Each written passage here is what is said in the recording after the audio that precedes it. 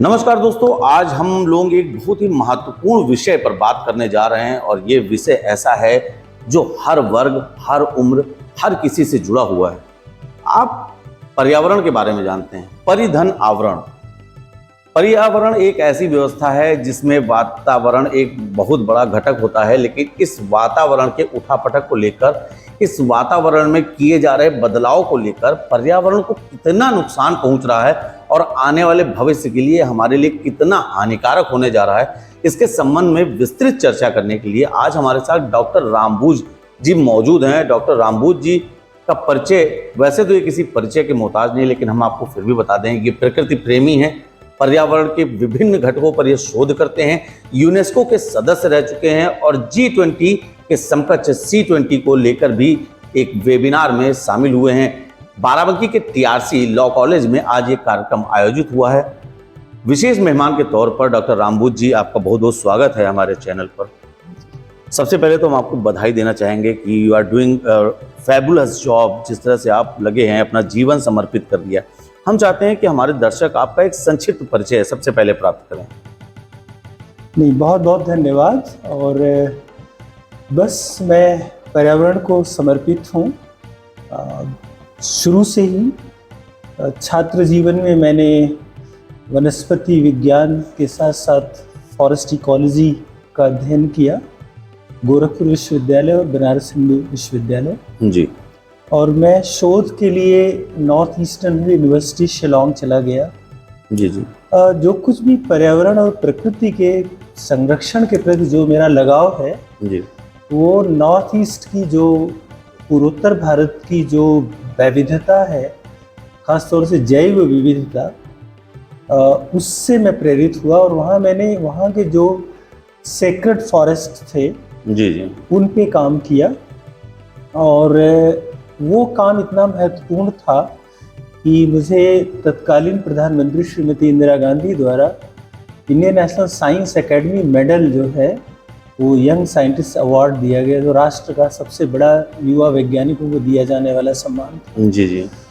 तो इसके बाद मैं कुछ दिनों शिक्षक के रूप में नॉर्थ ईस्टर्न यूनिवर्सिटी BHU, फिर मैं उत्तर प्रदेश सरकार पर्यावरण विभाग, भारत सरकार की एक संस्था, और फिर मैं यूनाइटेड नेशंस में जो यूनेस्को है उसका ecological and earth science division के चीफ के रूप में मैं नई दिल्ली में था। इसके अलावा जो साउथ एंड सेंट्रल एशिया करीब 14 देश हैं, उनका मैन एंड बायोस्फीयर नेटवर्क है एक यूनेस्को का, उसका मैं सेक्रेटरी भी रहा। ये इंटर गवर्नमेंटल था, बहुत सारे जो इन देशों का से मिलकर बना हुआ था। और मैंने यूनाइटेड नेशंस एनवायरनमेंट प्रोग्राम में भी एक ट्रांस बाउंड्री लैंडस्केप में के ऊपर काम किया, खास तौर से भारत, नेपाल और भूटान, इन तीनों का जो कंचनजंगा लैंडस्केप और ये सब, उसके ऊपर मैंने काम किया था।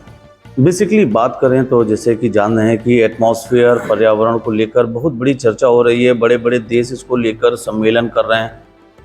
व्यक्तिगत तौर पर आपको लगता है कि सम्मेलनों से या इस तरह से जो आम जनमानस के अंदर एक जागरूकता आनी चाहिए, क्या लगता है वो कितना प्रभावी तौर से आ रही है, या कुछ उनके अंदर और इसको पर्यावरण को अपने बचाने के लिए, क्योंकि आजकल की जनता, सरकारें ये समझ नहीं रही हैं डॉक्टर साहब कि जो पर्यावरण हमको आज बचा रहा है, अगर ये आवरण हमसे हट गया तो हम किस गर्त में चले जाएंगे।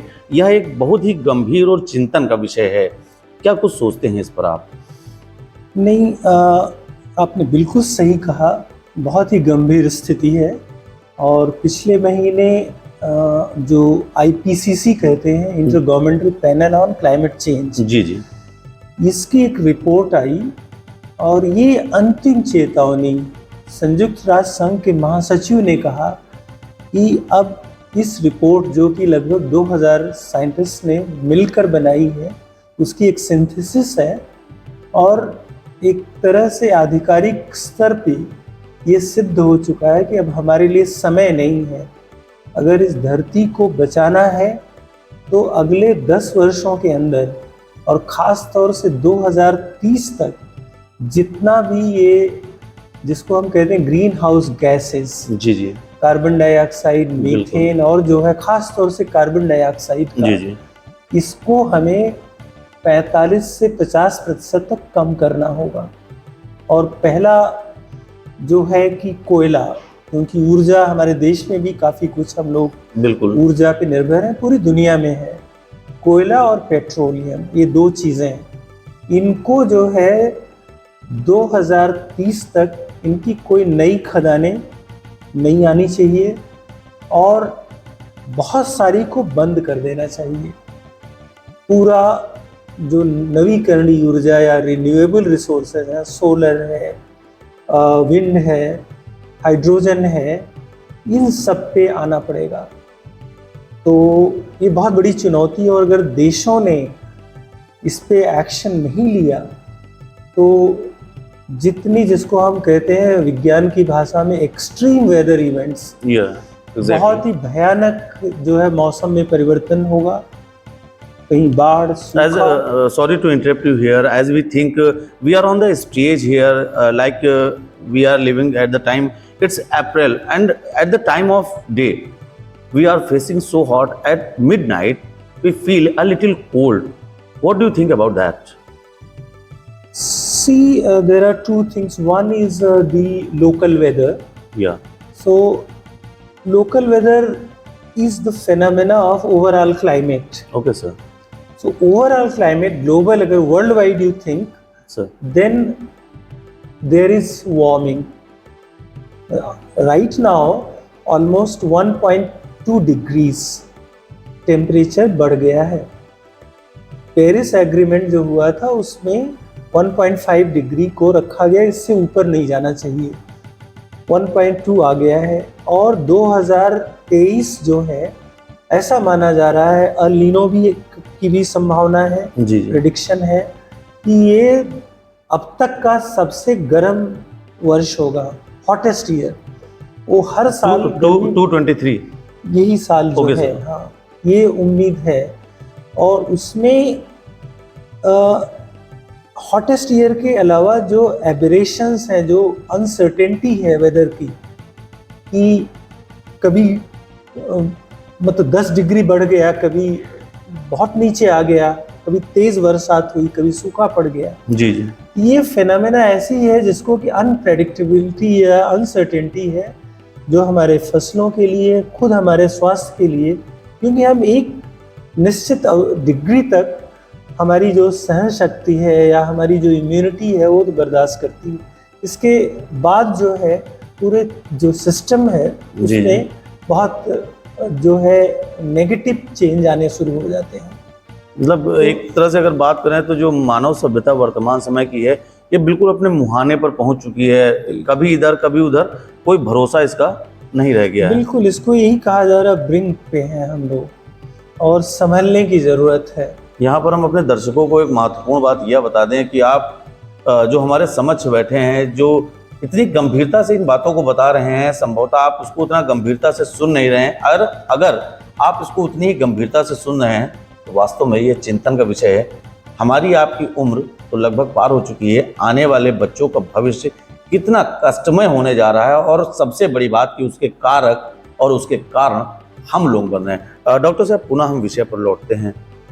आप बात कर रहे हैं लगातार पर्यावरण को बचाने की, वातावरण को लगातार बचाने की। तमाम तरीके के हमने पॉल्यूशंस पढ़े, जल प्रदूषण पढ़ा, वायु प्रदूषण पढ़ा।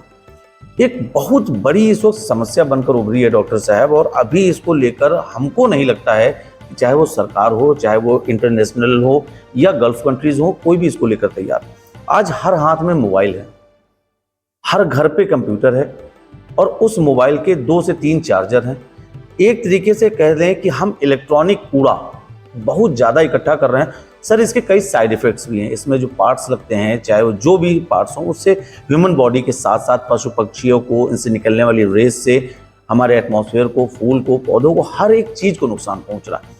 इस कूड़े को नष्ट करने का कोई ऐसा नियम है, या इसको लेकर कितना गंभीर है सरकारें, या आप बतौर साइंटिस्ट इसको लेकर कितना नुकसानदेह मान रहे हैं?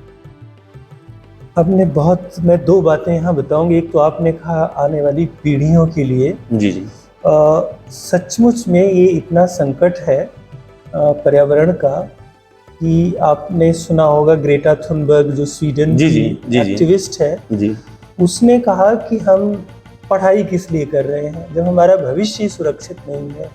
तो कम से कम उसने कहा कि आह्वान किया युवा पीढ़ी का कि एक दिन निकालिए अपने पर्यावरण के बारे में, उसको बचाने के लिए काम करने के लिए। इसलिए फ्राइडेज फॉर फ्यूचर, एक शुक्रवार का दिन अपने भविष्य को समर्पित करिए। जी जी ये बहुत बड़ा आंदोलन एक चल रहा है। दूसरी बात, ये जो इलेक्ट्रॉनिक वेस्ट है, जी जी जो इलेक्ट्रॉनिक कूड़ा है, ये बहुत बड़ी समस्या है।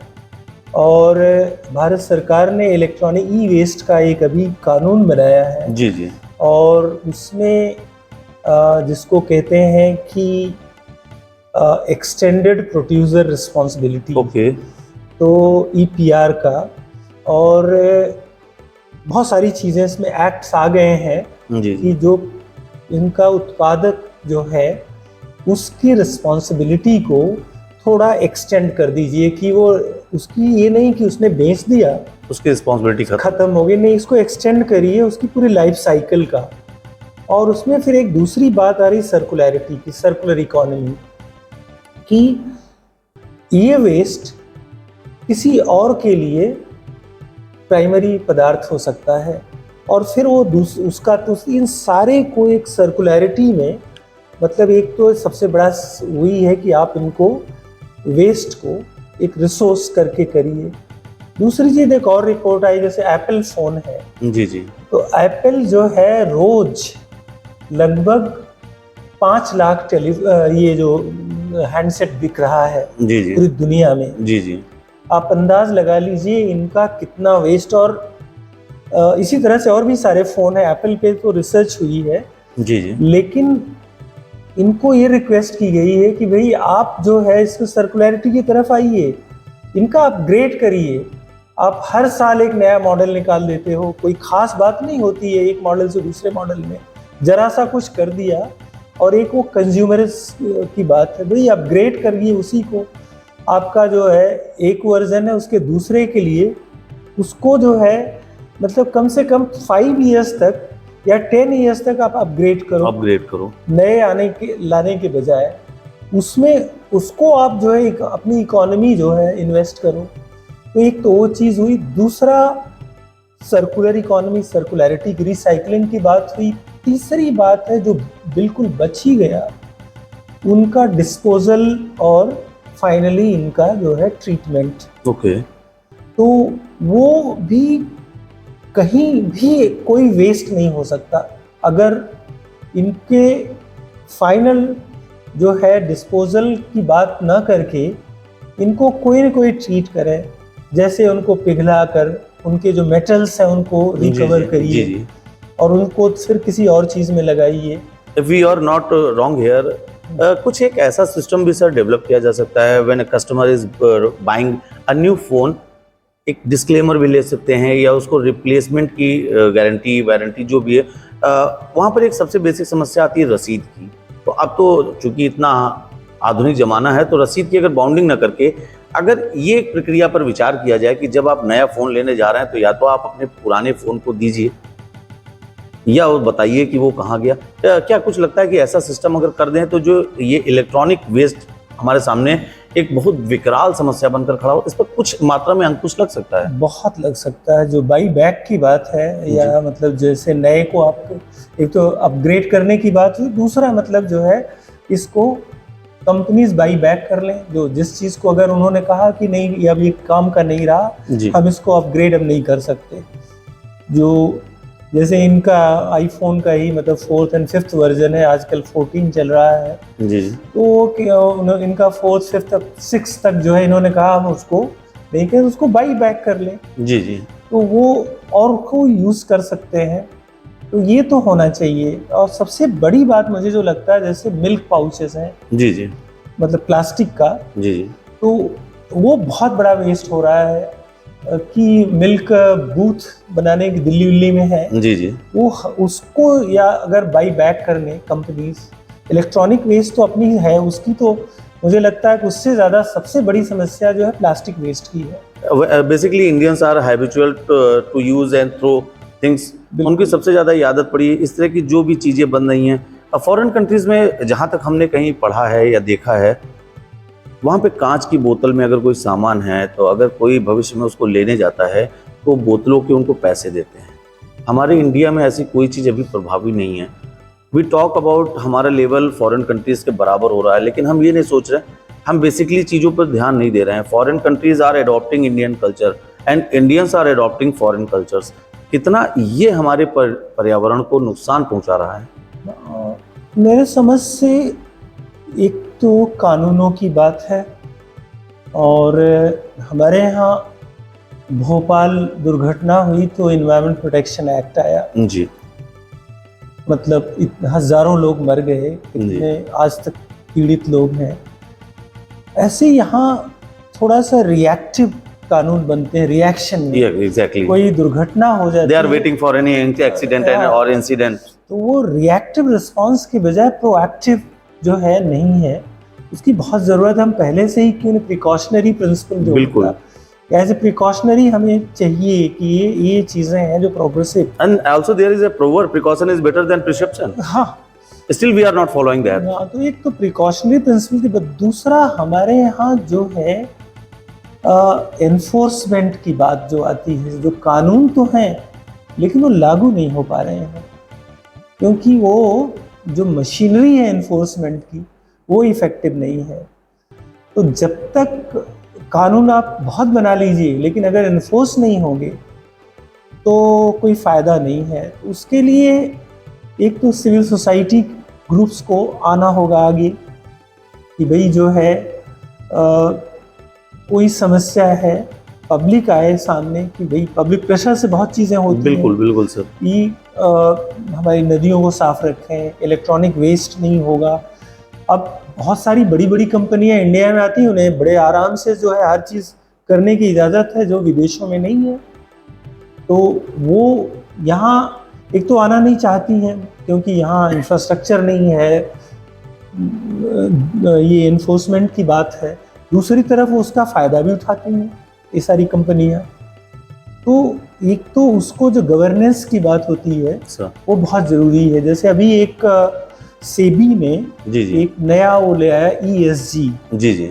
विदेशों में पहले से है, लेकिन इन्होंने करीब अभी 100 कंपनियों के लिए जो लिस्टेड कंपनियां हैं उनके लिए कंपलसरी कर दिया ESG रिपोर्टिंग, जो इन्वायरमेंट, सोशल और गवर्नेंस, ये 3 चीज़ों की रिपोर्टिंग करेंगी ये कंपनियां। ओके। जो इन्वायरमेंट के लिए क्या कर रही हैं, सोशल क्या कर रही हैं और गवर्नेंस जो उनका क्या मैकेनिज्म है। तो है, धीरे धीरे आ तो रहा है, अडॉप्ट कर रहे हैं हम लोग। हाँ, लेकिन हाँ समय लग रहा है। कितना समय लगेगा इस पे? बहुत ही गंभीर विषय पर इतनी सार्थक चर्चा के लिए हम आपको धन्यवाद ज्ञापित करते हैं। संभवतः इस बात का अंत तो नहीं हो सकता क्योंकि मुद्दे बहुत हैं, लेकिन फिर भी समय की अनुपलब्धता के चलते हम आपसे कहेंगे कि आपको इसको तमाम दर्शक देख रहे हैं, युवा वर्ग देख रहा है, और जिससे ये प्रत्याशा लगाई जाती है, ये उम्मीद की जा सकती है कि आने वाले भारत के भविष्य का कर्णधार युवा है। ऐसे युवाओं के लिए जो भी दर्शक आपको देख रहे हैं, देश दुनिया के जिस भी हिस्से में आपका वीडियो देखा जा रहा है, ऐसे लोगों को पर्यावरण को लेकर आप क्या कुछ कहना चाहेंगे? मैं तो ये कहूँगा कि युवा जो है, युवा पीढ़ी से निराश होने की ज़रूरत नहीं है। उन्हें जो जैसे अभी मैंने बताया जो रिपोर्ट है IPCC, उसमें यही कहे एक्ट नाउ, अपना वो योगदान करें। काफ़ी युवा जो है जैसे जो स्टार्टअप्स बहुत सारे जो है इस क्षेत्र में आ रहे हैं, जो इलेक्ट्रॉनिक वेस्ट का रिसाइकल या जो है सर्कुलर इकोनॉमी की तरफ है। बहुत सारी इको फ्रेंडली चीज़ें या ग्रीन जो बॉन्ड आ रहे हैं, ग्रीन वेंचर्स हैं, और उनमें नवयुवकों को बहुत तेज़ी से रोज़गार भी मिल रहा है। जी जी। तो मैं समझता हूँ कि युवा पीढ़ी जितनी डायनामिक है, जो उनमें है अपना नॉलेज, जो ज्ञान है, स्किल है, कौशल, और जागरूक बने, देखें दुनिया किधर जा रही है। और ज़रूरी नहीं है जो उपभोक्तावाद, कंज्यूमरिज्म, सबसे बड़ा दबाव जो पर्यावरण पड़ रहा है वो उसी से पड़ रहा है, जो क्योंकि हम उपभोग ज़्यादा कर रहे हैं। तो उस तरफ से जो कल्चर, मैं कहूँगा कि जो माल कल्चर है या कंज्यूमर आइटम्स का, उससे थोड़ा जो भारतीय परंपरा भी इसको इजाज़त नहीं देती और पर्यावरण के अनुकूल भी नहीं। बिल्कुल। तो हमें नहीं है कि जरूरत कि हम वो अंधाधुंध विकास की राह में आए, उसी दौड़ में लग जाएं। तथाकथित विकास और पर्यावरण में सामंजस्य बनाना होगा और युवकों की सबसे बड़ी भूमिका हो सकती है और उन्हें बढ़कर आगे आना होगा अपना भूमिका अदा करने के लिए। आपका कीमती समय देने के लिए बहुत बहुत धन्यवाद। आप डॉक्टर रामबुज हैं। पर्यावरण से संबंधित तमाम बिंदुओं पर उन्होंने गंभीरता से बात की, तमाम भविष्य में आने वाली समस्याओं से उन्होंने लोगों को आगाह किया। आपने इस बात को अगर सुना है तो निश्चित ही आपको पता चला होगा कि आने वाले समय वर्तमान पीढ़ी के लिए तो किसी भी प्रकार से निकल जाएगा, लेकिन आने वाले बच्चों का भविष्य कितना गर्त में जा रहा है इसकी अभी हम परिकल्पना भी नहीं कर सकते हैं। साथ ही उन्होंने युवाओं से एक आह्वान भी किया है और यह आह्वान ये है कि वो उपभोक्तावाद की तरफ न बढ़ें और लगातार यह प्रयास करें कि उनके प्रयास से किस प्रकार से धरती को, विश्व को और भारत को बचाया जा सकता है। बाराबंकी से कैमरा 199 के लिए नीतीश मिश्रा।